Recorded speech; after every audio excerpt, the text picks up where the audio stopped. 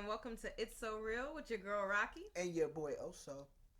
Make sure to like this episode, subscribe to our YouTube channel, and click that notification bell so you know when we're airing new content. You know, make sure that you do all those things so that we can keep up to date with you and you can keep up to date with us. Mutual exchange, baby. And speaking of up to date, make sure you check out our latest podcast episode, Dating a Woman or Dating a Man. You decide.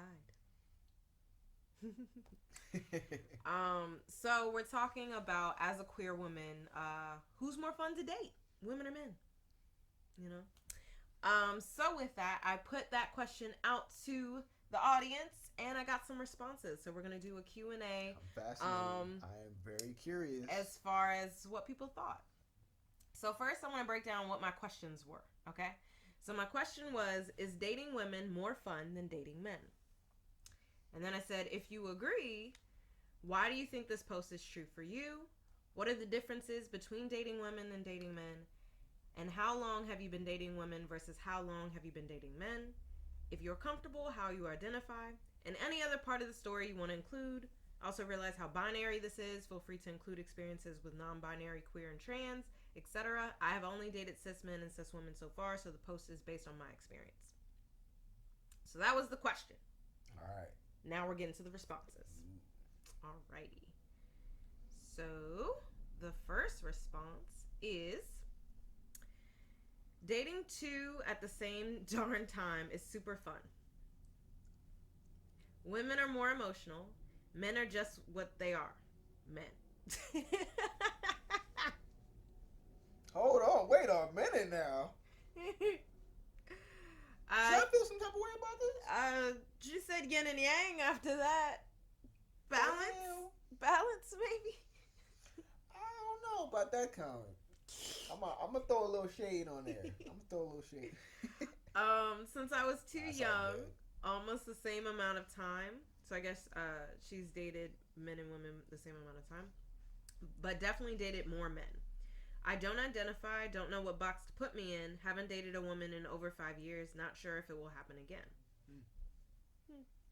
Interesting. So that's one person's take.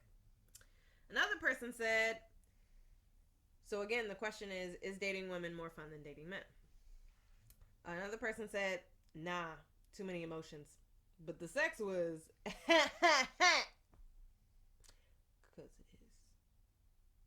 because it is. So hold up, because then we were kind of having a conversation. Oh, it got the plot thickens. So this person said, I do it again though, just more cautiously. Had a bad experience emotionally. So I asked if it was multiple times or with one person. The person said both, multiple times with the same person and the next one. There have only been 2. And I was like, well, yeah, emotions are intense. You got a woman who's emotional, another woman who's emotional. It's going to be a lot of emotions. Emotional disasters. And that's where I said women still have to do their own growth work. Yes. I mean, we all have to as human beings, no matter what. No matter how you identify, no matter your gender. You got to do the work, people. Exactly. And then this person said both were older than her biologically, but not emotionally. Ooh, I see that a lot these days. Yeah. I'm hoping. Oh my gosh. With baby boomers, like y'all ain't done. Well, yeah, they didn't. Some, and I applaud the baby boomers who are going to seek therapy. Good for you. Some of them are my clients. Exactly, very well. Exactly, and I love seeing the ripple effects. Yes. Throughout their family. It happens a lot. Yeah. All right. So the next person said, for me, when 2 of my exes are females by instinct are nurturers. All the emotions can get a little high with the right person. It can be such an experience. In my experience, intimately, the sex was passionate, more thoughtful. For my exes, women are a lot more understanding with certain situations. I was in 2 long-term relationships with females. I don't really use a label, but if I had to, I would identify as demisexual. Remember, demisexual is where you don't experience attraction until you form an emotional connection and really get to know the person. The fun side, I traveled so much more with both of my ex-girlfriends. So again, ask why. And this person said, I don't think there was a reason. I think men can be a bit more calculated and are always worried about money, where in the past we just lived life, and if we wanted to do something, we just did it, no thoughts. That was interesting. The provider shit. Oh, is that what that is? Probably. Like, I can't afford to go on that. So if you can't, you don't. And you try to make sure that it's not even an option, like not even on the menu. So if you don't go to the fancy restaurant in the first place, you can't be embarrassed that you can't pay the bill. True. All right, the next person. Yeah, no. Jeez, the restaurants are only getting more expensive. Woo! You go out to dinner, you like, God damn. Should I stay home and cook them? So the next person said, I don't usually date men. So I'm not sure if I truly remember what it's like. I'd fuck a guy, but not date. Well, you know, you have your preferences. Now, women, on the other hand, has been interesting. I mean, fun, I guess. I mean, has been more exciting than fun. It's exciting to be out with a woman and know folks thinking hard about what the hell is going on with us. PDA, who's gonna pay, fighting temptations, etc., etc. Now, I've experienced the tiptoe of conversation because of bisexuality judgment and claims of choice bullshit. It's not a choice. We're born this way. Biphobia is real. Hell, I enjoyed my few MFF, male, female, triad, poly dates, more than anything. Anyhow, probably didn't even answer your question. LOL. No, you gave a lot. You gave a lot, right? So as far as is dating women more fun than dating men? Well, this person said they don't usually date men; they usually just fuck men. So I would say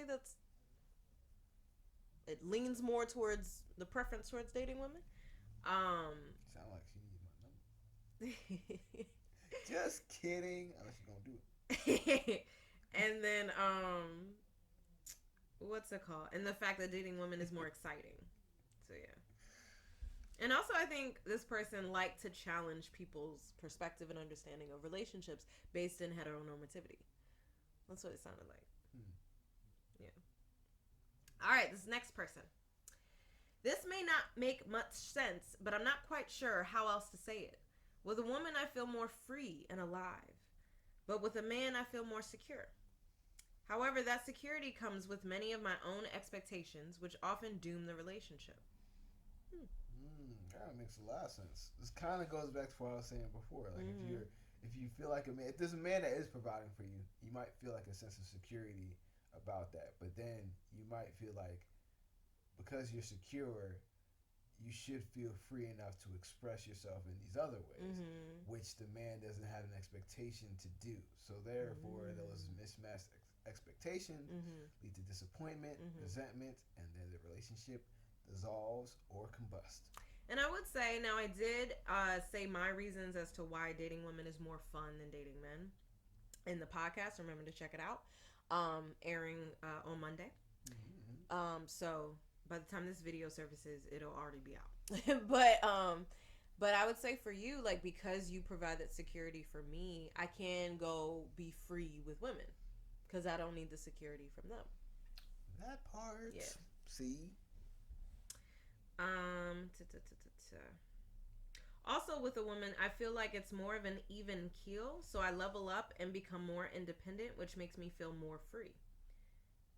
But with a man, I allow traditional societal roles take over my expectations, and I become more dependent, which leaves more room to be let down. What I say? You did say. What I say? You did I say. ain't even say.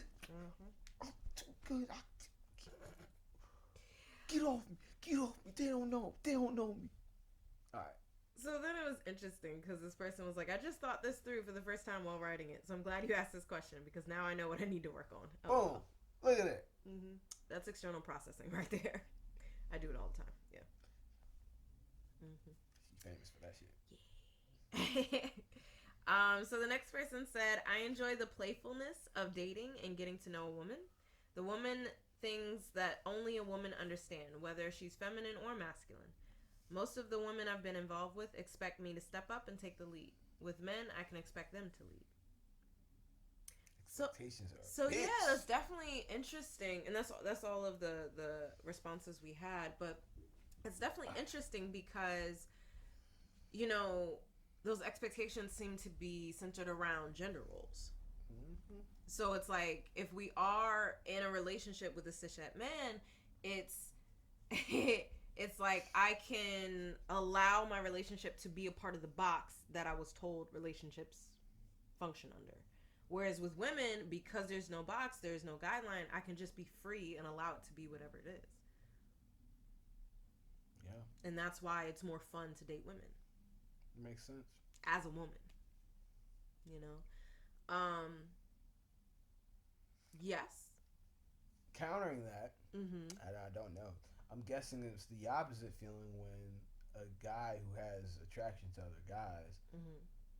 feels that he wants to act on that. All those expectations, all those societal Oh pressures yeah, there's a lot more come pressure down on him on the other end. bisexual or fluid men. Yes. Yeah. Especially black men. Mm-hmm. Sorry, brothers. Yeah. I'm sure it's hard out there, But as a bisexual woman, as a queer woman, I see you, I love you, I respect you, I support you. You are valid.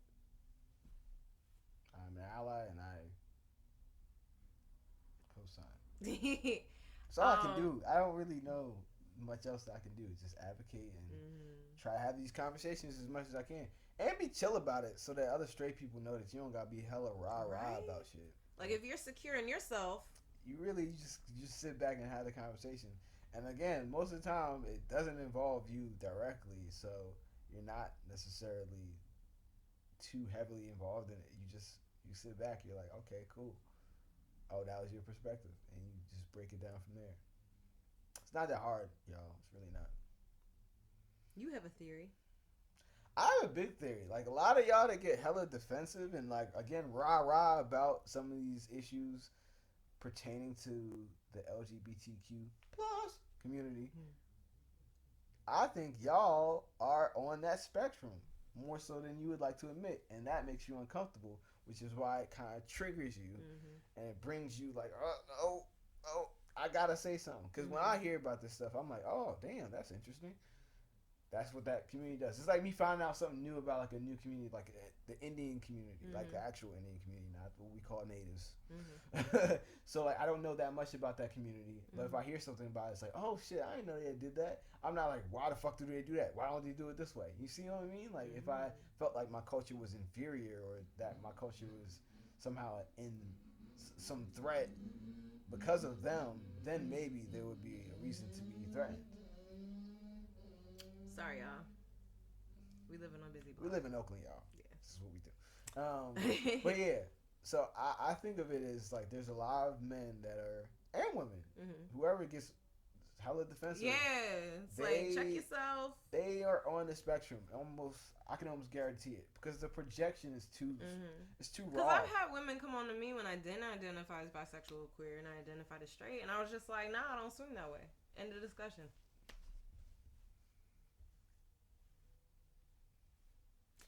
So, what does it say about you?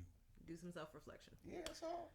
But before we went on that note, I was going to say, even though I'm in a cishet relationship, as far as it looks straight,